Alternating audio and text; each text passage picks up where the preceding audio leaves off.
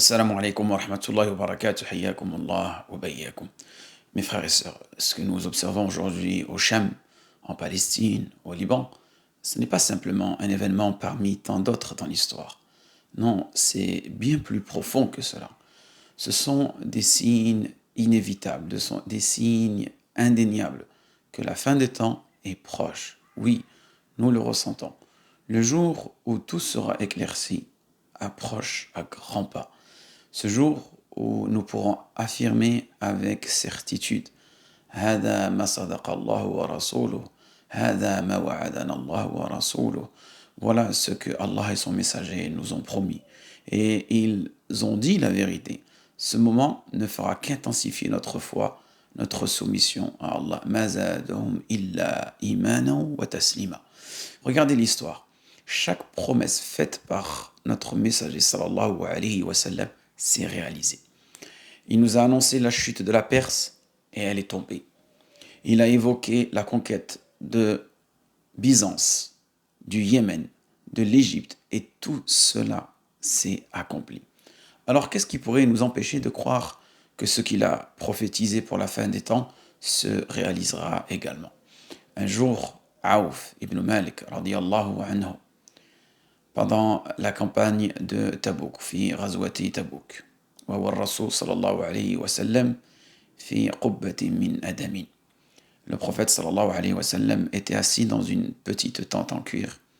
Il lui a dit Udkhul, rentre, Aouf, entre. Et là, imaginez la scène. Avec humilité et respect, Aouf radiyallahu anhu a demandé dois-je entrer entièrement, ya Rasulullah, ou seulement une partie de moi? Ce respect pour notre messager, ce souci de ne pas le déranger, est totalement touchant. Et voilà le adab, voilà le comportement qu'avaient les compagnons. Et le prophète sallallahu alayhi wa sallam lui a répondu de manière bienveillante, lui permettant d'entrer complètement. Parce que Aouf, il avait peur que le messager se retrouve dans une situation gênante, ou bien parce qu'il était, on va dire plus ou moins, préoccupé par l'organisation de la campagne de Tabouk. Et la campagne de Tabouk, celle qui allait donner al-Fath, l'ouverture sur l'empire de Byzance. Et là, le prophète sallallahu alayhi wa sallam lui a parlé des signes graves qui précèdent l'heure. Et le messager sallallahu alayhi wa sallam, il lui dit U'dud sittan, rappelle-toi de ces 6 choses. Et regardez, ici, le messager, il insiste. Il veut que Aouf ibn Malik al-Ashja'i, radiyallahu anhu, se mémorise et se rappelle et confirme ces 6 signes que le messager sallallahu alayhi wa sallam va lui enseigner. Il lui a dit, rappelle-toi de ces 6 choses. La première, Mauti, c'est ma mort. Et là, imaginez le choc, l'immense tristesse qui a envahi Aouf radiyallahu anhu à ce moment. Comment ne pas être dévasté? Notre prophète sallallahu alayhi wa sallam annonçait sa propre mort avec une telle clarté, une telle sincérité, pas de faux espoirs, pas de promesses de retour, juste la vérité. Car il était tout simplement sous la révélation d'Allah subhanahu wa ta'ala.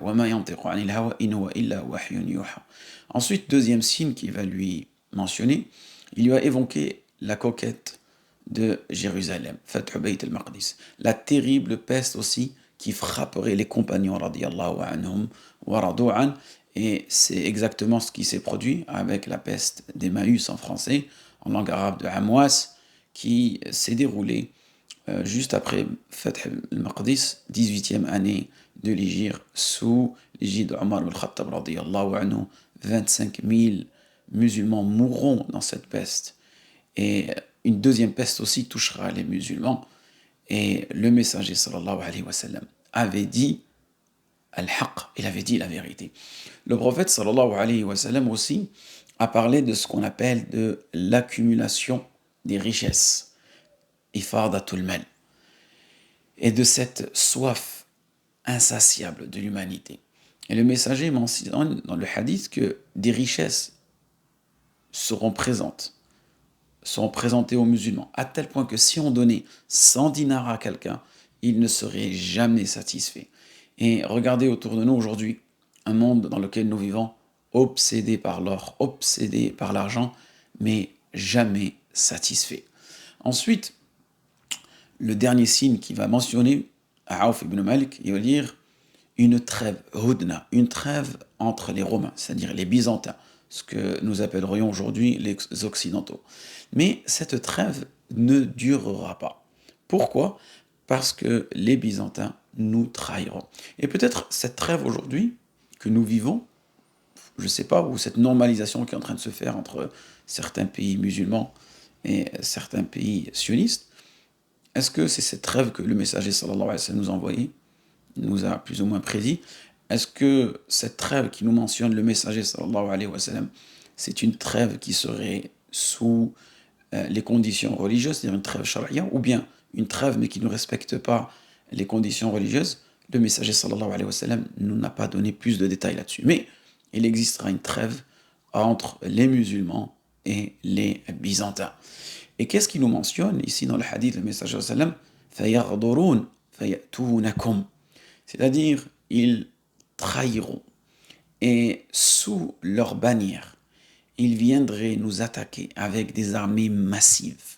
Ces armées-là, il nous dit le messager sallallahu alayhi wa sallam, ثَمَانِينَ غَايَةً تَحْتَ كُلِّ غَايَةٍ 12,000. Avec des armées massives, sous 80 drapeaux, chacun mené par 12 000 soldats. Et cette grande bataille, mes frères et sœurs en islam, ce ne sera pas une simple guerre, comme vous avez pu voir à la télé, comme vous avez pu voir dans des films. Ce sera une épopée, une bataille épique, une bataille pour notre existence même. Ce ne sera pas juste un chapitre dans les livres d'histoire, non. Ce sera la bataille, al-ma'araka, al-ma'araka al-kubra, al-malhama al-kubra. Il y aura une telle quantité de chair déchirée, un tel carnage, que l'humanité n'a jamais vu cela auparavant. C'est pour cette raison qu'ils l'ont nommé al-malhama.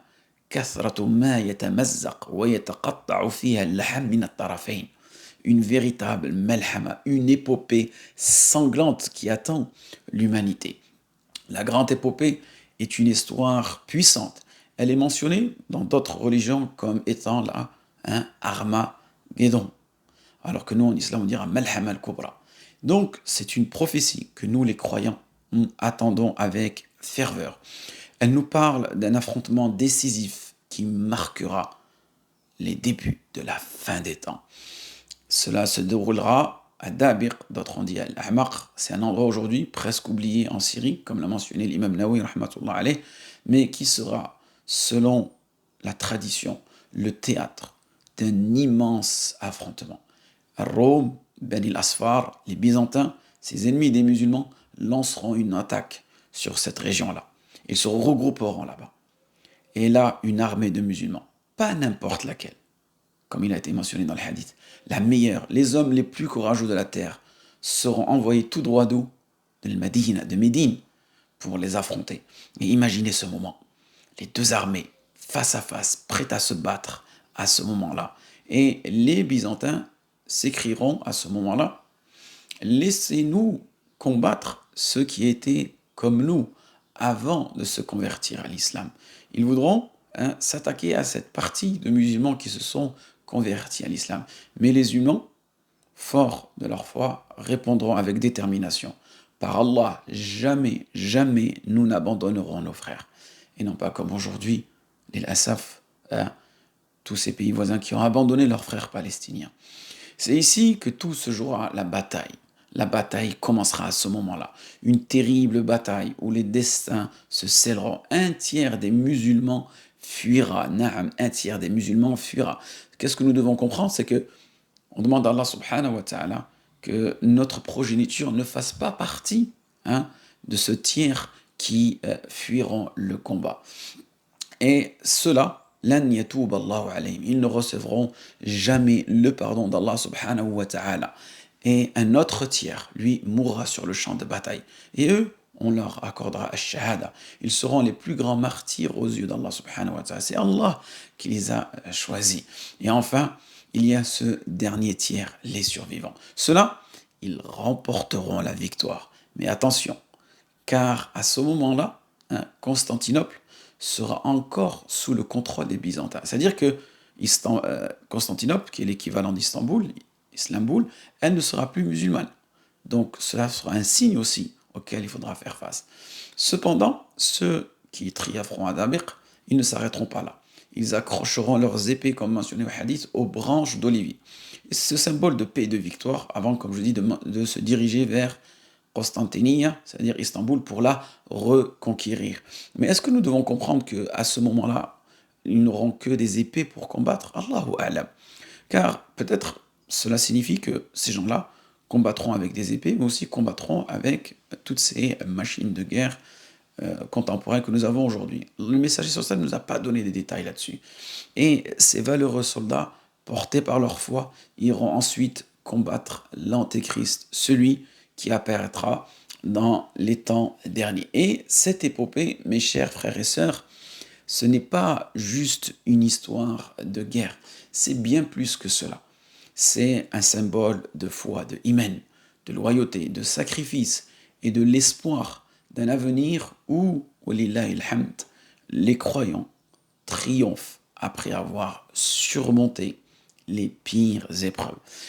C'est un récit qui fait battre le cœur, qui rappelle que le destin de l'humanité est entre les mains d'Allah subhanahu wa ta'ala et que la véritable victoire appartient à ceux qui croient. Et c'est pour cette raison Allah subhanahu wa ta'ala, à plusieurs reprises, plus de 89 fois dans le Coran, il nous interpelle par Ya ayyuhalladhina amanu, ô ceux qui ont cru. Donc mes frères et sœurs, la fin est proche, mais ne perdez pas espoir. Même au cœur de cette obscurité que nous vivons en ce moment, il y a de la lumière. Allah unira cette umma comme il l'a fait au commencement. La umma de Mohammed, elle s'est réunie autour d'un seul homme, le messager sallallahu alayhi wa sallam, un seul homme. Donc Allah subhanahu wa ta'ala, il est capable de tout. Il nous a sauvés autrefois de l'égarement et il le fera encore. Donc restons unis, accrochons-nous fermement à l'accord d'Allah subhanahu wa ta'ala, préparons-nous, fortifions notre foi et rappelons-nous toujours que la victoire, elle appartient à Allah subhanahu wa ta'ala, peu importe l'obscurité qui nous entoure. On demande à Allah subhanahu wa ta'ala d'unir nos cœurs, de nous accorder la force et fais-nous sortir de cette humiliation, de ce doul que nous vivons en ce moment vers l'honneur, vers la izza et que la paix et les bénédictions soient sur vous tous. Waffaqakumullah lima yuhibbu wa yarda wa akhiru da'wana alhamdulillahi rabbil alamin.